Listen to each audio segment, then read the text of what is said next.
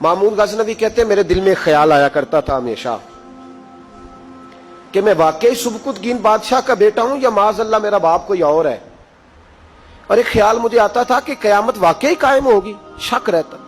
और तीसरा मेरे दिल में ख्याल आता था कि ये मौलवी बेचारे कमजोर से होते हैं, तो हदीस पाक में आता है कि उलमा नबियों के वारिस हैं। तो ये वाकई हदीस सच्ची है या मौलवियों ने अपनी शान के लिए बना ली है? कहते शक थे तीन, मैं कहता नहीं था किसी से, पर दिल में रहते थे।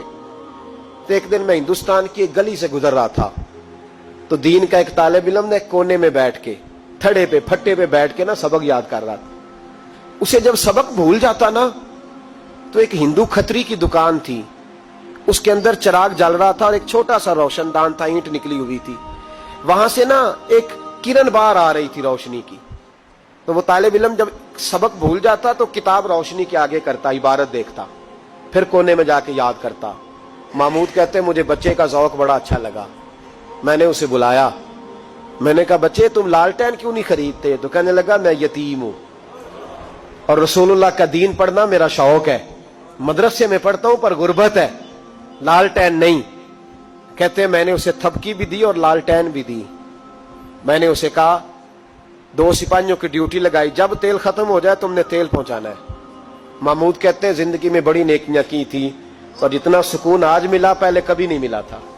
कहते हैं शाह की नमाज पढ़ी तो दिल मेरा ठंडा ठंडा ठार, फूलों की सेज पे मैं सोया। कहते हैं आज तो मेरे नसीब ही जाग गए, नसीब ही जाग गए। कहते हैं सारा शहर ऐसे जैसे फूलों की तरह महक रहा है। कहते हैं मैं क्या देखता हूं कि ख्वाब में मेरे रसूल तशरीफ ले आए, ख्वाब मेरी विच माही आया ते मैं गल विच पा लईयां बावां ते डर दी मारी अख भी ना खोलां किते फेर विछड़ ना जावां।